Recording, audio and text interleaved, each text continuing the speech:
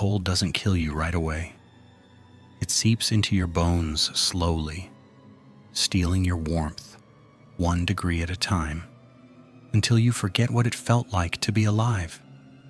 On February 1st, 2012, in Anchorage, Alaska, 18-year-old Samantha Koenig stood behind the counter of a small coffee stand called Common Grounds. The temperature outside had plummeted to -degrees. The streets were empty. The darkness of an Alaskan winter had swallowed the city whole. She had no idea that in less than 15 minutes, she would vanish from the face of the earth, becoming the final victim of a predator so methodical, so patient, so terrifyingly invisible that the FBI would later call him one of the most meticulous serial killers in American history. His name was Israel Keyes, and he had been hunting for over a decade. But here's what makes this story different from every other true crime tale you've ever heard. Israel Keyes didn't just kill, he engineered disappearances. He turned murder into a cross-country chess game where he was always 12 moves ahead of law enforcement.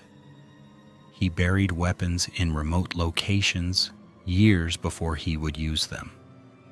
He traveled thousands of miles to commit crimes in states where he had no connection, no motive anyone could trace, no thread that could lead investigators back to him. He was a ghost, a phantom, the monster hiding in plain sight who had figured out how to be invisible in an age of surveillance cameras and digital footprints. And the only reason we know any of this is because of one mistake. One single error in judgment that would unravel everything. This is the story of that mistake, the manhunt that followed, and the chilling confessions that would send shockwaves through the law enforcement community.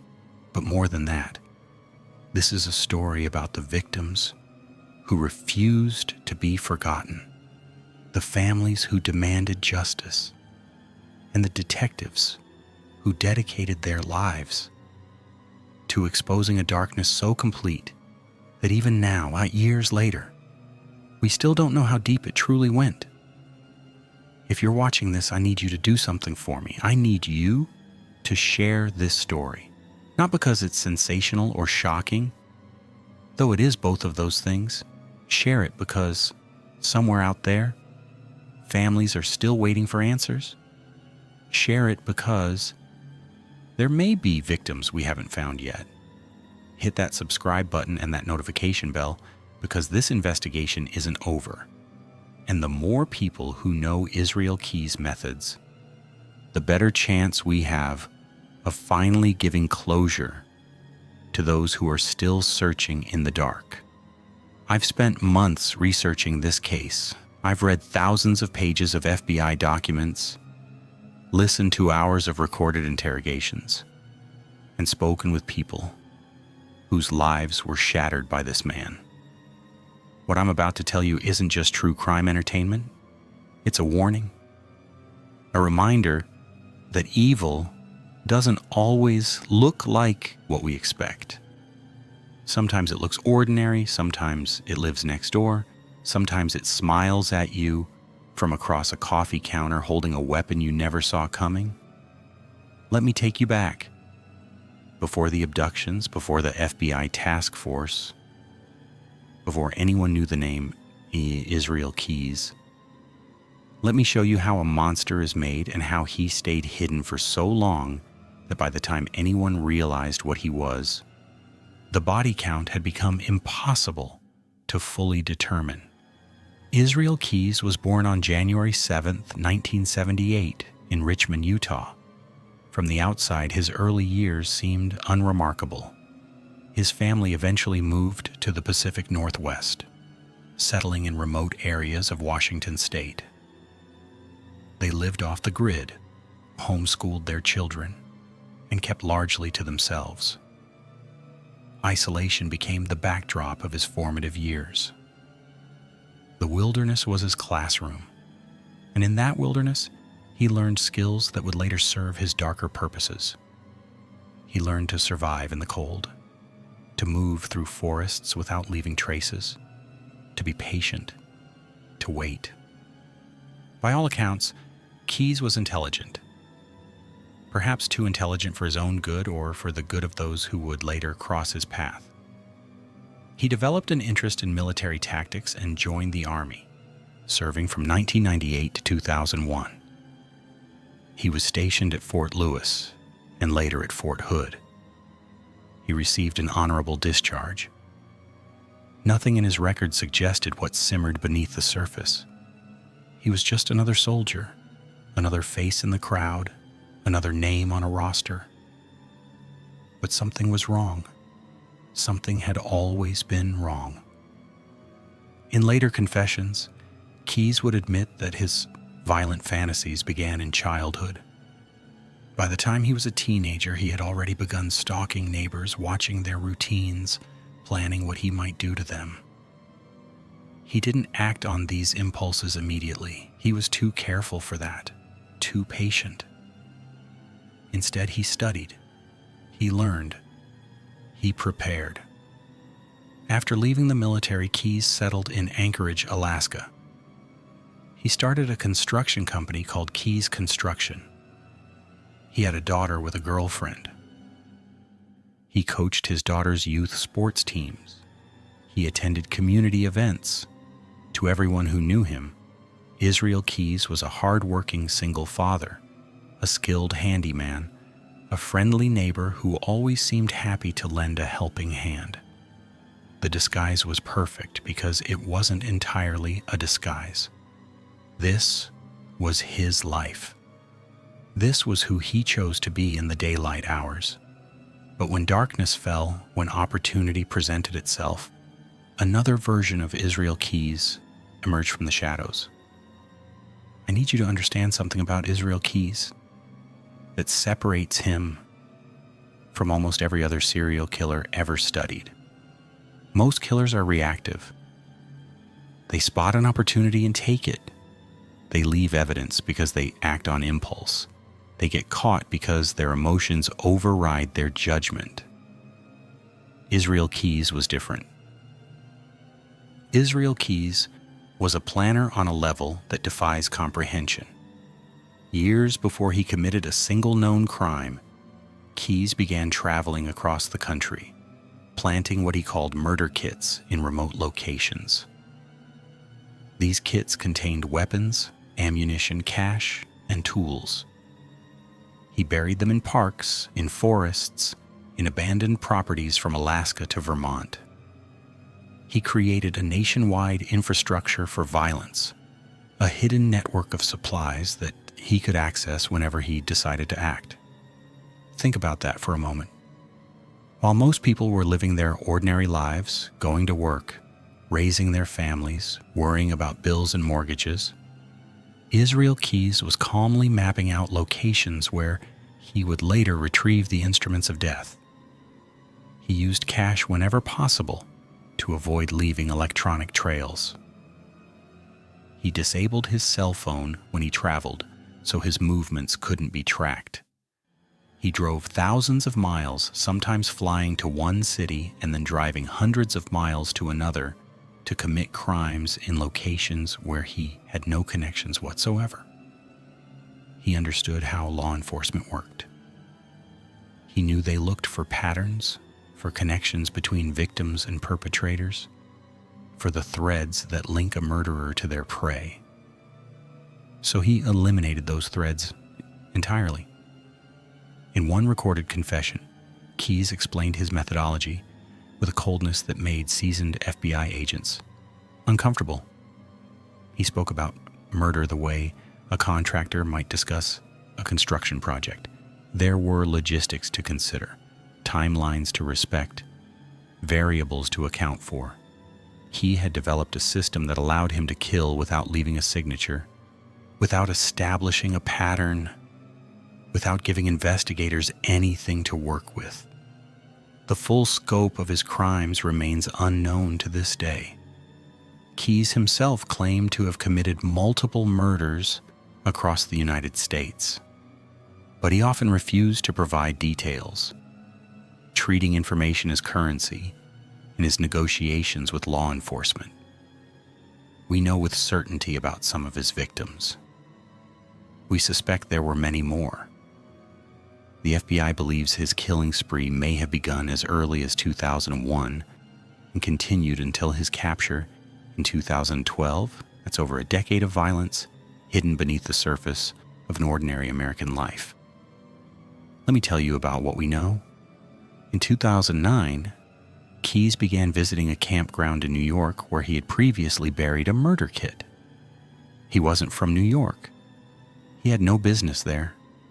No family, no friends, no reason to visit that anyone could identify. But he had a plan. He waited.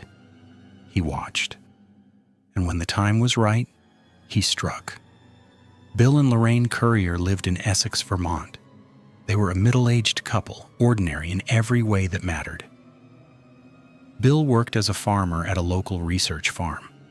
Lorraine worked at a hospital. They had built a life together in their modest home on Essex Way. On the night of June 8, 2011, they went to bed without any idea that Israel Keyes had chosen them. Not because of who they were, not because of anything they had done. He chose them because their house was convenient, because their location fit his requirements, because they happened to exist in the wrong place at the wrong time. Keyes entered their home through their garage sometime after midnight. He had cut the power to their house. He bound them both. He loaded them into their own car, and then he took them to an abandoned farmhouse he had scouted during a previous trip to the area. The details of what happened next are horrific. Bill Currier fought back and was killed. Lorraine Currier was held captive and murdered the following day. Keyes disposed of their bodies and the vehicle, destroyed evidence, and returned to Alaska as if nothing had happened. For over a year, the Curriers' disappearance remained a mystery. Their car vanished. Their bodies were never found. The investigation went cold. Israel Keyes had committed the perfect crime, or so he believed. He returned to his life in Anchorage, to his construction company and his daughter and his community events, wearing the mask of normalcy so perfectly that no one suspected what lurked beneath. Here's what haunts me about this case. Here's what keeps me awake at night. Israel Keyes wasn't killing out of rage or passion, or even the twisted pleasure that drives some murderers. In his own words, he killed for the experience. He wanted to know what it felt like to have absolute power over another human being. He wanted the thrill of planning, executing, and escaping. He wanted to prove that he could beat the system, that he was smarter than the detectives and forensic experts and profilers who dedicated their careers to catching people like him. And for years, he was right. He was smarter. He was more careful. He was better at hiding than anyone was at seeking. The Currier case would only be solved because of what happened next, because Israel Keyes finally made a mistake. But before we get there, I need you to understand the full picture of the man we're dealing with. Because Israel Keyes wasn't just a killer. He was a predator who had perfected the art of disappearing. And he believed with absolute certainty that he would never be caught. February in Anchorage is brutal. The sun barely rises before it's sinking again, and the cold penetrates everything, seeping through walls and clothing and flesh until it settles somewhere deep in your chest. On the evening of February 1st, 2012, Samantha Koenig was working the late shift at Common Grounds, a small coffee stand on Tudor Road. She was 18 years old, beautiful in a natural, unassuming way, with dark hair and bright eyes that lit up when she talked about her boyfriend, Dwayne. They had plans, dreams, a future they were building together one small step at a time. Common Grounds was a typical Anchorage coffee kiosk, a tiny building where customers pulled up to windows and ordered their drinks without ever leaving their cars. Samantha worked these shifts often, brewing espresso and chatting with regulars who came by for their evening caffeine fix. By 10 o'clock at night, traffic had slowed to almost nothing. The parking lot was empty. The world outside had grown quiet and dark. At approximately 10:15 p.m., a man approached the coffee stand. He was wearing a dark hoodie, his face partially obscured. Samantha thought nothing of it at first.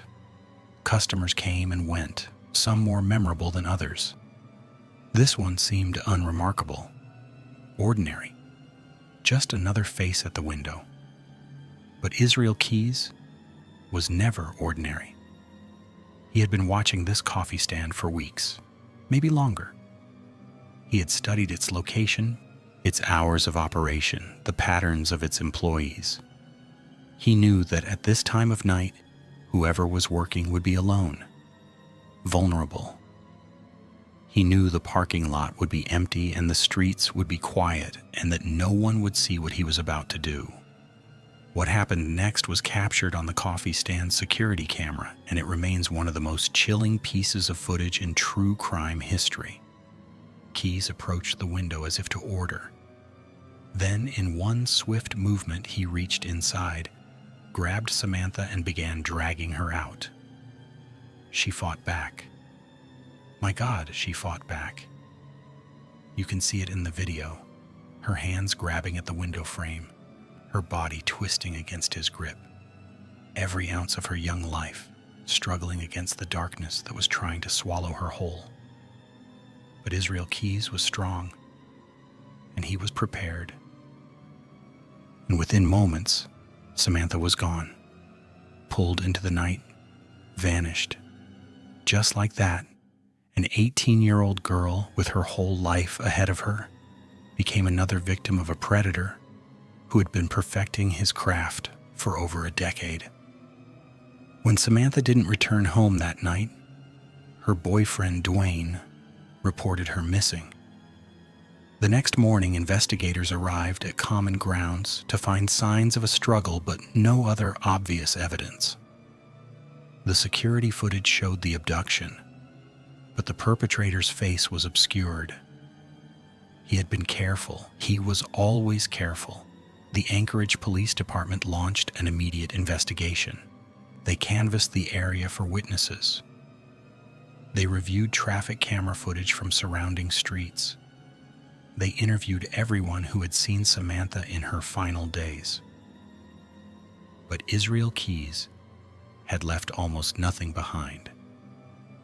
He had planned this abduction with the same meticulous attention to detail that he brought to everything else. He believed he had committed another perfect crime.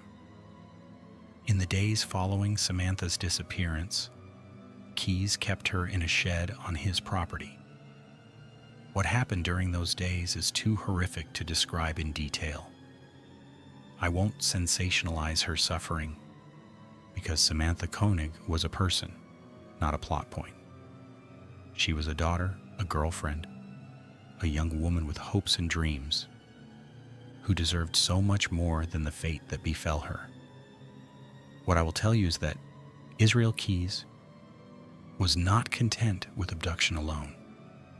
He had a plan for what came after, a plan so audacious, so coldly calculated, that when investigators finally pieced it together, they couldn't believe what they were seeing. After Samantha was killed, Keyes did not dispose of her body immediately. Instead, he waited. He went on a cruise with his girlfriend and daughter, leaving Anchorage for 2 weeks while authorities searched desperately for any sign of Samantha Koenig. When he returned, he photographed Samantha's body in a way designed to make her appear still alive. He then used this photograph to extort money from her family. Let that sink in.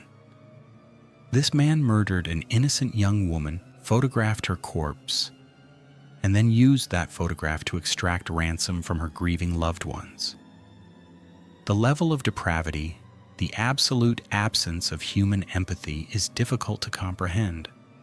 Israel Keyes saw human beings as objects, resources to be exploited.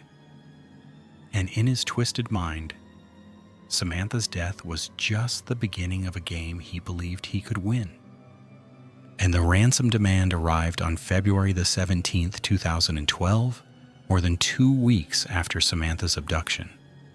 A photograph was texted to her family showing Samantha apparently sitting up, a newspaper with that day's date visible in the frame. Along with the photo came a demand for money and instructions for depositing it into Samantha's own bank account. For the Koenig family, this was simultaneously the worst and best news imaginable. The demand suggested Samantha might still be alive, that there was still hope.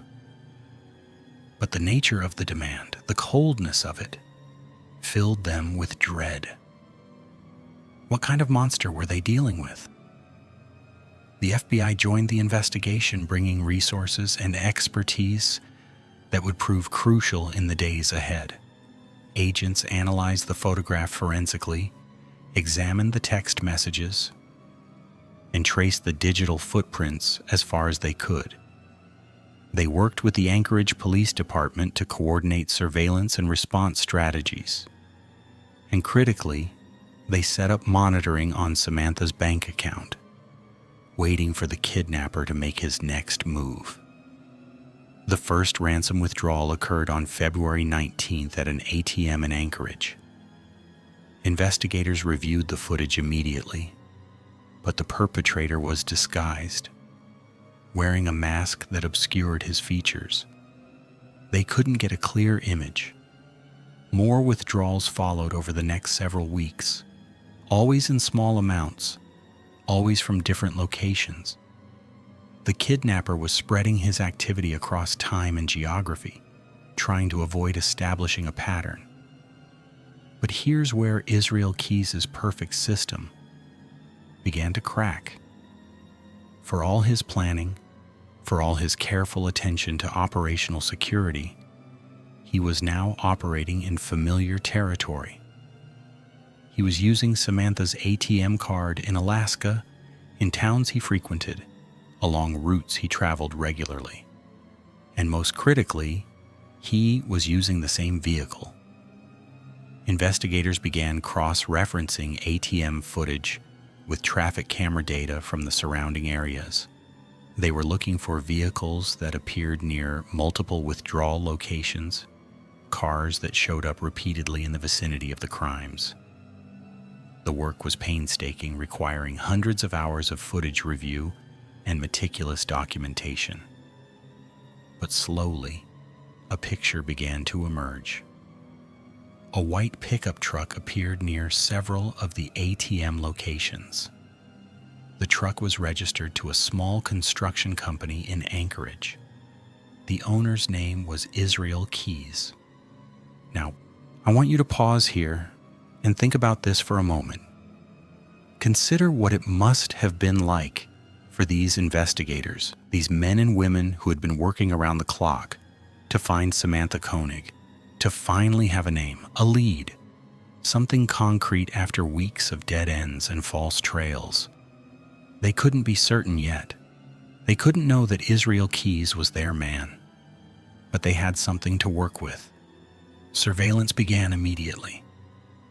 Agents watched Keyes' movements, documented his routines, gathered information about his life and associations. They discovered that he had recently returned from a cruise. They found that he ran a legitimate construction business and had a young daughter. On the surface, nothing about Israel Keyes suggested he was capable of the crimes they suspected. But the evidence was pointing in his direction, and investigators were determined to find the truth. Let me ask you something, and I want you to really think about this. If you knew someone in your community, someone who seemed normal and friendly and hardworking, would you ever believe they were capable of something like this? Would you see the signs? Or would you do what everyone else did and assume that because someone smiles and shakes hands and coaches Little League, they must be fundamentally good? What does it take to recognize evil when it's hiding in plain sight? I'd love to hear your thoughts on this. Leave a comment below and let me know what you think. Because this question, this fundamental uncertainty about human nature, lies at the heart of the Israel Keys case. And I'm not sure any of us have fully reckoned with the answer. March 13th, 2012. Lufkin, Texas. Israel Keys had left Alaska again. He was driving south, putting distance between himself and the investigation that was slowly closing in on him. He didn't know that authorities had identified him. He didn't know that his white pickup truck had been flagged, that his movements were being monitored, that the noose was tightening with every mile he drove. In Lufkin, Keys stopped at a local bank's ATM to make another withdrawal, using Samantha Koenig's debit card. It was just past 1 a.m. The streets were empty. He had no reason to suspect that this withdrawal, one of many he had made over the past month, would be any different from the others. But law enforcement had been tracking the card's usage in real time. When the withdrawal was made, alerts went out immediately. Texas authorities coordinated with the FBI. Local police officers were dispatched to the area, and within minutes, officers spotted a white pickup truck matching the description they'd been given. The traffic stop was executed smoothly, without incident. Keys pulled over when signaled, and officers approached his vehicle with weapons drawn. Inside the truck, they found Samantha Koenig's debit card, her ID, and her cell phone. They found a gun. They found supplies consistent with what investigators had theorized about his methods, and most importantly, they found the man they had been hunting for 6 weeks. Israel Keys was arrested and transported to Lufkin Police Headquarters for initial processing. He said almost nothing during the arrest, maintaining the calm, controlled demeanor that would characterize his interactions with law enforcement in the months to come. He knew the game was over, but even in defeat, he seemed determined to maintain control over the narrative, to dictate the terms of his own downfall. The news of the arrest reached Anchorage within hours. For the Koenig family, it was a moment of devastating finality. The hope they had clung to, the possibility that Samantha might still be alive, evaporated with Keys's capture. When investigators searched his property in Anchorage, they found Samantha's remains in a shed behind his house. She had been dead for weeks. The photograph sent to her family, the one showing her apparently alive with the newspaper, had been a grotesque manipulation staged after her murder. I struggle to find words adequate to describe the cruelty of this deception, to give a family hope when there was none, to exploit their love for their daughter as a means of extracting money. This is evil of the most calculated kind, evil that sees human suffering as a tool to be used and discarded. Samantha Koenig deserved better. Her family deserved better. And in the days and weeks following Keys's arrest, investigators would begin to understand just how much damage this one man had inflicted, not just in Alaska, but across the entire country. The interrogation of Israel Keys began almost immediately and would continue for months. What emerged from those sessions would shock even the most hardened FBI agents, because Israel Keyes wasn't just willing to talk, he wanted to talk. He wanted to tell his story. And what he revealed was worse than anyone had imagined. The interview room where Israel Keyes sat across from FBI agents was unremarkable. White walls, fluorescent lighting, a table bolted to the floor. But the conversations that took place in that room were anything but ordinary. Over the course of dozens of sessions spanning several months, Keyes would reveal the scope of his criminal career, offering details about murders and abductions that investigators had never connected to him. He treated the interrogations like a negotiation. He wanted things. He wanted to protect his daughter from the notoriety of her father's crimes. He wanted certain privileges in prison. He wanted control over how his story would be told. In exchange, he offered information, parceling it out in fragments that investigators had to piece together like a gruesome puzzle. What emerged from these sessions was a portrait of a killer unlike any the FBI had ever encountered. Keyes described burying murder kits across the country over a period of years. He detailed cross-country trips where he would drive or fly to a distant state, retrieve his pre-positioned supplies, commit a crime, and return home before anyone noticed he was gone. He explained his methods for avoiding detection, using cash, disabling his phone, selecting victims with whom he had no connection. He confessed to the murders of Bill and Lorraine Currier in Vermont.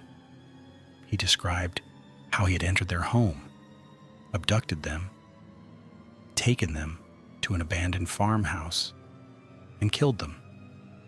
He provided enough details for investigators to verify his claims. Though the Curriers' bodies were never recovered, the farmhouse where they died had been demolished after their disappearance, and Keyes believed their remains were buried somewhere in the debris. For the Currier family, this confirmation was agonizing. After over a year of wondering what had happened to their loved ones, of hoping against hope that they might somehow still be alive, they now knew the terrible truth. Bill and Lorraine had been killed by a stranger for no reason other than his own twisted desires. There was no motive that made sense, no closure that felt adequate, just the awful reality of random, senseless violence. But Keyes wasn't finished. He hinted at other victims. He spoke of crimes in Washington State, in other parts of the East Coast, in locations scattered across the country. Some of these claims investigators were able to verify. Others remained frustratingly vague. References to events that Keyes refused to fully explain. He enjoyed the power he held over his interrogators, the knowledge that he possessed information they desperately wanted but couldn't force him to give. The FBI created a task force dedicated to the Keyes investigation. They worked with law enforcement agencies across the country, cross-referencing unsolved cases with Keyes' known travel patterns, looking for connections that might identify additional victims. The number of potential cases was staggering. Keyes had traveled extensively for years. He had the skills, the opportunity, and the inclination to kill. How many lives had he taken that we still don't know about? What was particularly disturbing about Keyes' confessions was his total lack of remorse. He described his crimes in clinical, detached language, as if discussing a construction project or a business transaction. He showed no empathy for his victims, no recognition of their humanity. When asked about the Koenig family's suffering, he shrugged. When pressed about the terror his victims must have felt, he changed the subject. In Israel Keyes' worldview, other people existed only as objects to be used for his own purposes. In the weeks following his arrest, Israel Keyes was extradited to Alaska to face charges for Samantha Koenig's murder. He was held at the Anchorage Correctional Complex, where he continued his negotiations with federal investigators trading information for concessions. He seemed to believe that he could control this situation too, that he could manage his own trial and sentencing the way he had managed everything else in his life. But for all his intelligence, for all his careful planning, Israel Keyes had finally encountered a situation he couldn't control. He was going to prison for the rest of his life. His crimes would become public knowledge. His daughter would grow up knowing what her father had done. Everything he had built, every mask he had worn, was being stripped away, and there was nothing he could do to stop it. On December 2nd, 2012, guards conducting a routine check found Israel Keyes dead in his cell. He had taken his own life. The details of his death remained graphic and disturbing, but the outcome was unmistakable. The man who had terrorized victims across the country, who had believed himself smarter and more capable than everyone around him, had chosen to end his own story rather than face the consequences of his actions. His death was met with conflicting emotions.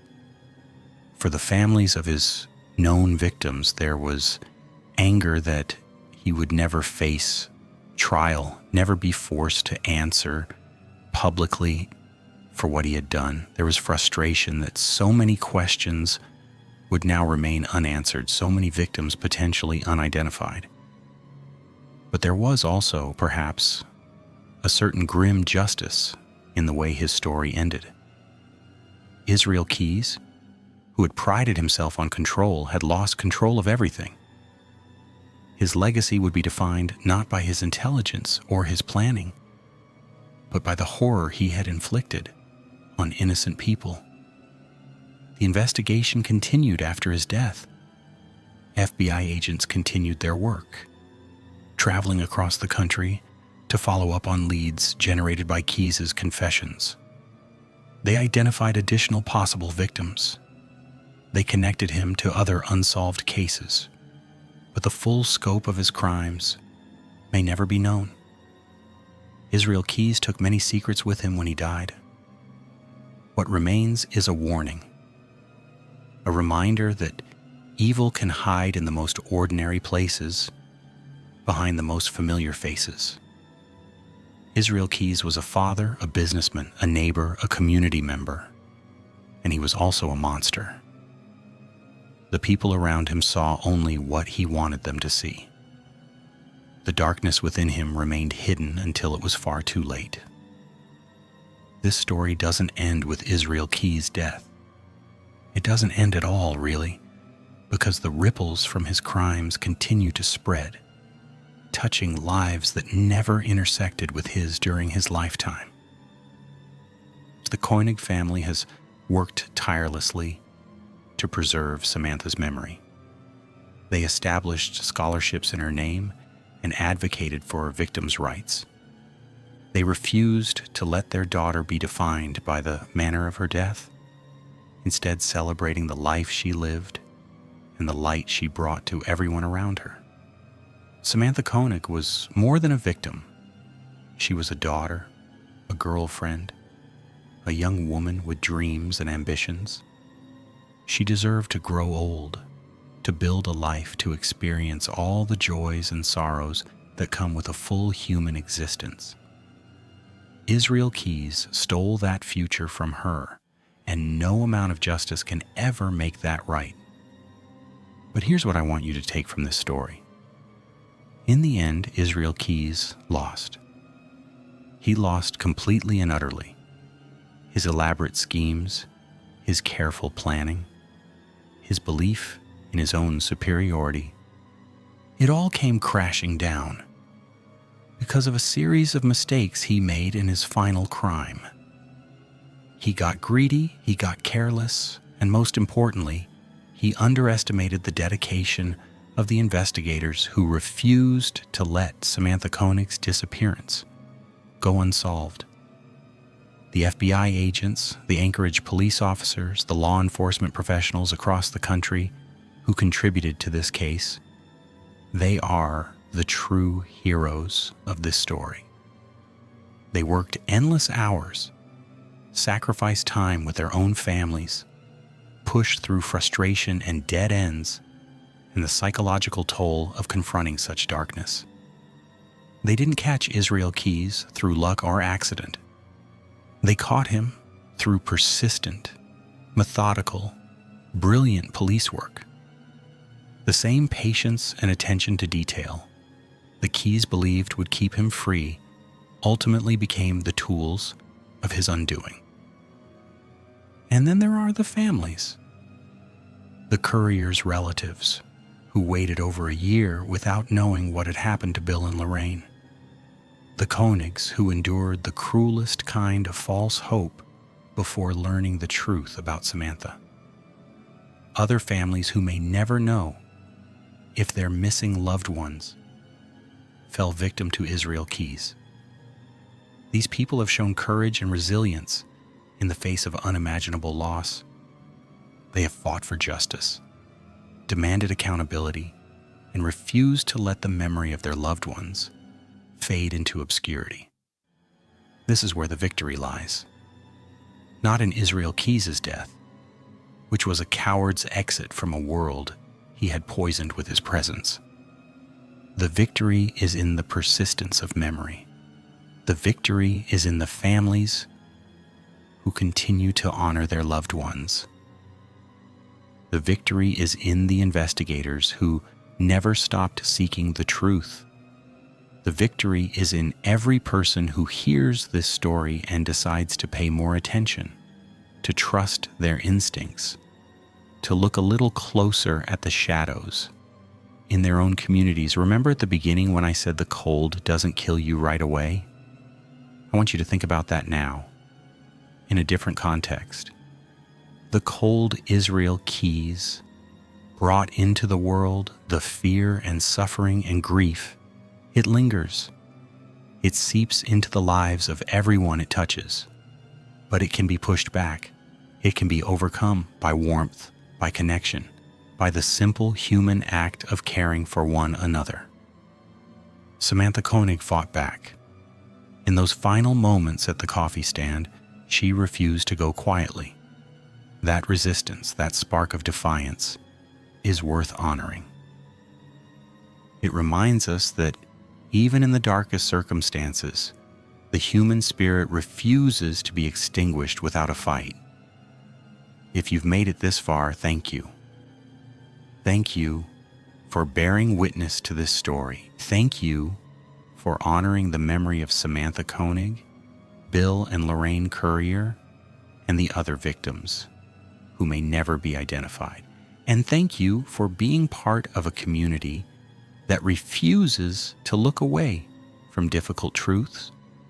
Share this story, not for clicks or views, but because these victims deserve to be remembered. Subscribe to this channel so you can hear about other cases, other investigations, other reminders that justice, though it may be delayed, is never impossible. And remember, the next time you encounter someone who seems too good to be true, too ordinary to be dangerous, too friendly to harbor darkness, trust, but verify. Because Israel Keyes taught us that monsters rarely look like monsters. They look like everyone else. The cold doesn't kill you right away, but it can be survived. And in the warmth of human connection, in the light we share with one another, in the courage to face the darkness and refuse to be consumed by it, we find the strength to carry on. We find justice. We find remembrance. We find victory. This is the story of Israel Keyes, the cross-country abductor. This is the story of the people he hurt and the people who stopped him. And this finally is the story of how evil lost. not because it was inevitable, but because good people refused to let it win.